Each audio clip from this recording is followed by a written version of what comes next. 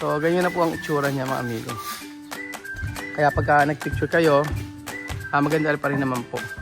Yun nga lang talaga, in the morning, sa morning, kailangan itong i-map, ganyan.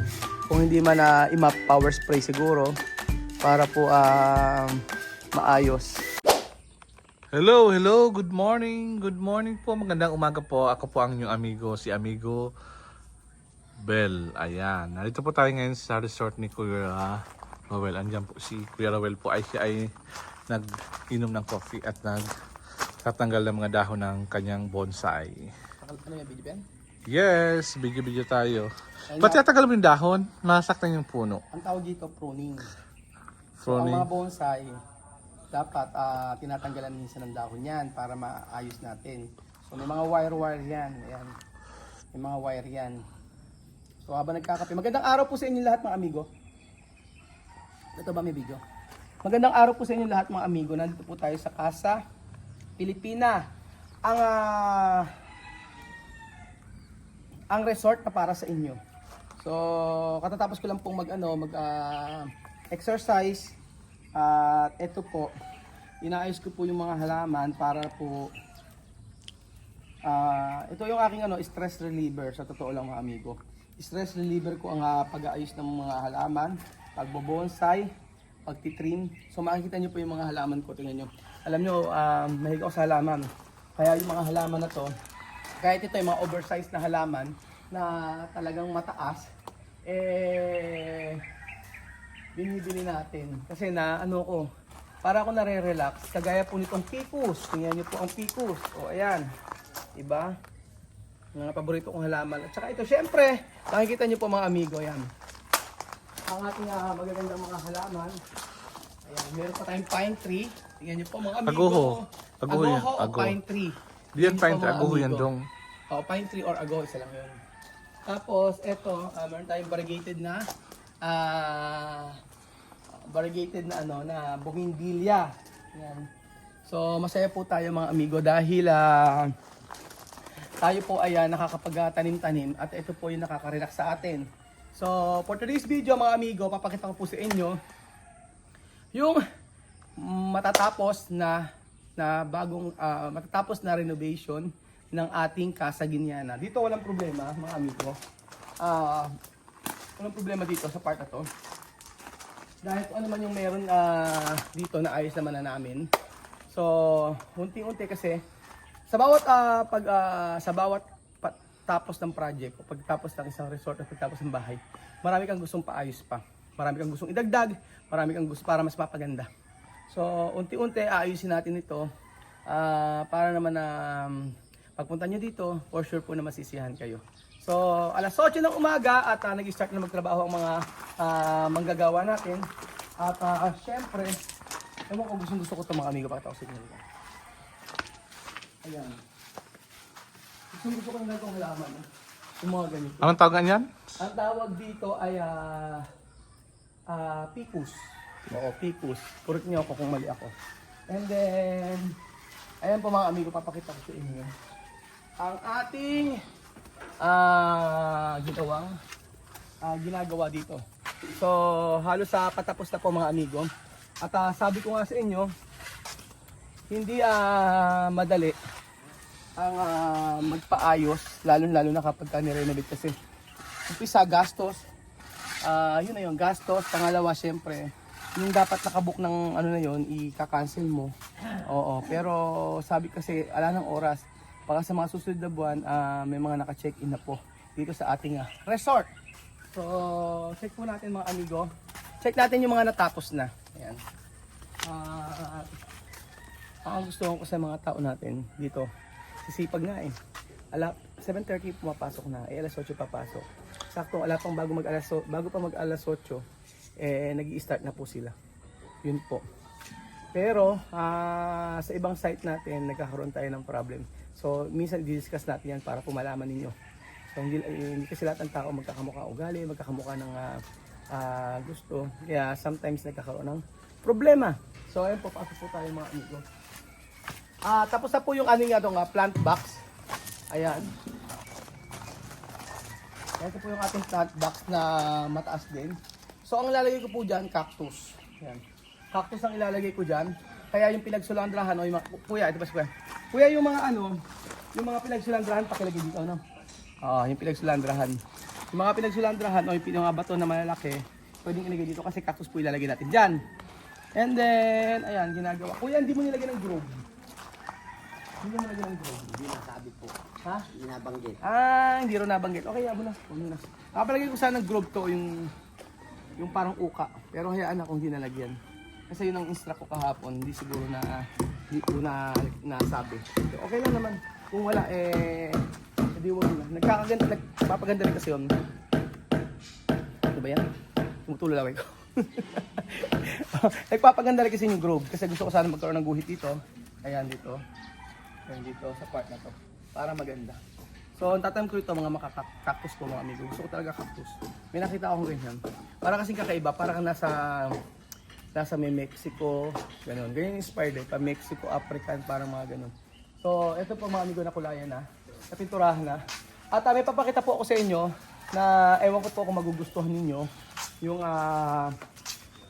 kulay ng pintura. So, everyday pala pa mga amigo pupunta ko dito para maglinis, mag-ayos ng mga mag-ayos ng mga halaman at para makapag-exercise na rin. So ayan po mga amigo, pinapakita ko po sa inyo ang natapos na pinturahan, ang Casa Guineana. Charan! Okay talaga yun. Ayun mga amigo, may kulay niya, papakita ko sa inyo. Yan po. Charan! Ito na po ang bagong kulay ng Casa Guineana. Ikaw Kuya Beljon, ano ang masasabi mo sa bagong kulay ng Casa Guineana? Maganda. Ha? Maganda. Maganda. In English. Kailangan magandang English ang gamitin mo dyan. Paano mo i-describe yung Casa Guineana ngayon? Ayan, yung bagong pinturang Casa Guineana. Kasi ang kulay before niyan, ganyan kulay. Oh, paano mo i-describe? Kunyari, nagtanong yung sa embassy. How can you describe in one word yung Casa Guineana? Saan sagot mo?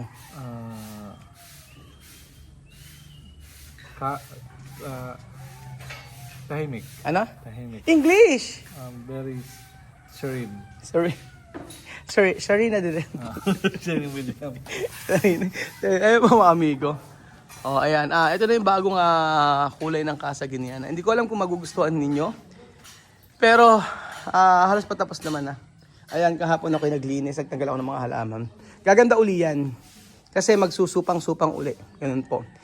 Usually pagka umiedad ng yuka, yuka ang tawag nila dito. Ayan. Hindi pala yuka tawag dito. Ano tawag dito, Beljon? Yuka. Yuka ba? Hindi yuka tawag dito. I forgot. Yung ganito, nagiging siya. Pumapangit yung ano niya. Ayan. Pero, ayan po yung mga natalsan. Marumi pa po at hindi pa masyadong nalilinis. So, ngayong linggo, pagkatapos ay lilinisin namin ito. Baka by Saturday po mga amigo. Pero naayos na po lahat. Medyo mas madaling linisin kaysa before. Ayan po. Tapos, ayan. Kuya, ba't dinalagay yung ilaw?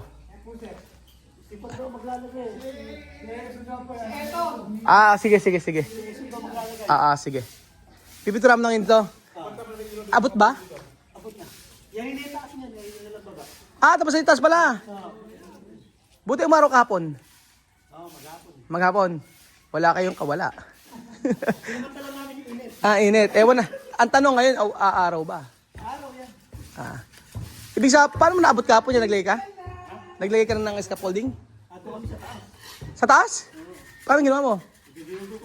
Dinukot mo lang? Pambihira. Galing ka palang Ipugaw. Ba't Ipugaw? Ayan po. Ayaw, nalagyan na po mga amigo. Tapos sa part na to, ito na lang pala. Ayan na rin pala. And then, ayan po. Halos patapos naman na rin. Ito, ang ating pool. So, sa flooring na po sila. Sabi ni Lenlen, dapat daw yung flooring dito. Kaya yung flooring daw na to. Itong flooring daw na to ay dapat daw plain lang. During that time kasi nabibili kami ng tiles, wala kami makita talaga, puro ito lang pinakamaraming quantity. So, walang choice, kaya bumili kami agad. Ang dami na namin nahanapan. Hanap kami sa Cabanatuan, hanap kami sa Gapan, hanap kami sa Arayan. Wala kami makita. Dito sa lugar namin meron, pero ito nga lang. Okay na rin siguro kasi hindi na siya hindi na dumihin o lifetime na siya gagamitin. Ayan po mga amigo. Flooring na ang ginagawa ni Koyang. Tapos sa part na to halos tapos naman na. So ayan po. Tapos ito yung mga cactus natin. Ito yung tatanim ko. Ayan. Ito ba yung tatanim ko sa cactus? Yan. Yung tatanim ko. Yung tatanim ko sa kabila. Yung Oo, tatanggalin ko. Yun yung mga cactus na ilalagay ko. Para maganda. Oo. Ayan. Ayan. Saan? Hindi. Okay lang yan. Kasi may yun. Hanggang may bato siya, okay lang. Ganyan lang tama yung pagkakalagay niya. Kasi yung tubig hindi aagos. Oo, para at least bawat drainage. Kasi meron tayong mga floor drain dyan. Ayan, yung floor drain. Hanggang dulo yan, may mga floor drain. Lagyan natin. Pero okay na rin. Hindi masyadong feel kasi ni Lenlen yung tiles na to. Pero okay lang, hayaan na. Yan yung Oo. Papalitan niya lang. Yung mga ilaw. Meron tayong sample ko, Ebed, yung pakikuha. Andun yung mga ilaw na sobra. Andoon sa may cabinet. Ibibigay na natin para gagawin na ito. Sa cabinet, sa taas. Sa office. Oo, yung bibili tayo ngayon. Ayan po mga amigo. So nag-start daw sila sa flooring. At hopefully po makatapos sila ng mabilis. Yan. Tapos ito yung okay na ginawa nila. Inikot nila. O di ba? Hindi na siya ngayon patusok. Ayan. So yung pinaka-jacuzzi natin okay na. At hindi nakakatakot na dive dito kasi hindi na patusok yung dulo. So ayan po mga amigo. Yun lang naman. And then dito sa harapan, pinalinisan ko to. Ayan. Nasarado ko kasi maalikabok. And then syempre, pag tinignan natin yan, papakita ko po sa inyo yung naayos. Yan siya. So, ganyan na po ang itsura niya mga amigo. Kaya pagka nagpicture kayo, maganda pa rin naman po. Yun nga lang talaga, in the morning, sa morning, kailangan itong i-map, ganyan. Kung hindi man i-map, power spray siguro, para po maayos yung ating para malinis. Ayan. So, wala na akong problema ngayon dito. Okay na lahat. And then, papalitan pala namin yung pintuan na yun, kasi yung mas matibay na pintuan na kakabit namin. Opo, yun sa may yung pintuan na yan. Yan po. Yan sa main entrance. Papalitan po namin yan mga amigo. Para po mas matibay. Ang gagamitin namin dito ay yung tempered glass, yung ganyang kakapal. Para po mas maganda as mas matibay. Kasi ito po hindi ako natitibayan kasi po dati yun po nakakontrata. Yun po yung dati. So, eto kuya. And then kuya, ito asan ba si Ito rin Paki Parang hindi mo wala. Oo. Marami yan. Kasi man nakita ko yung maliit na. Ayan, pwede yan. Mamaya papaalis natin. Saan talaga? Bigay mo sa kanila. Pakibigay mo sa kanila. Ayan po mga amigo. Pinahilamusan ko yung buong hindi sa kanyo iyan baka mawala ayun yung pa yung mga ilaw sa baba. Oo. Saan ba kuya ilalagay yan? Saan ba bed yan? Saan ba may pundido? Oo. Pundido doon? Kuya, yung pundido yung pinakalas yung pinakalas. Pakisabi Oo. Ayan, pinahilamusan natin.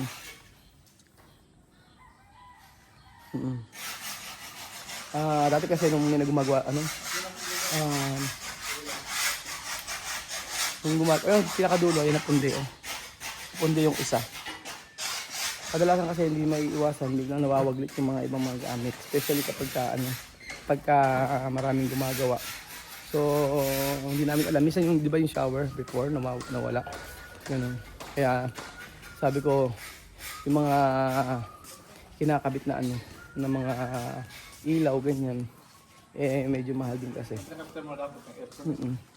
Tapos ayan na po mga amigo. Kaya tingnan nyo po mga amigo, ano pa nga dapat natin ayusin. Ayan. Maluwang siya actually. Ayan mo. Pagka nalinis po, papakita po natin lahat-lahat siya. Kung ano ang katatapusan nito. Ayun po mga kababayan ko, thank you so much po at nag-enjoy ako sa ganitong ginagawa natin na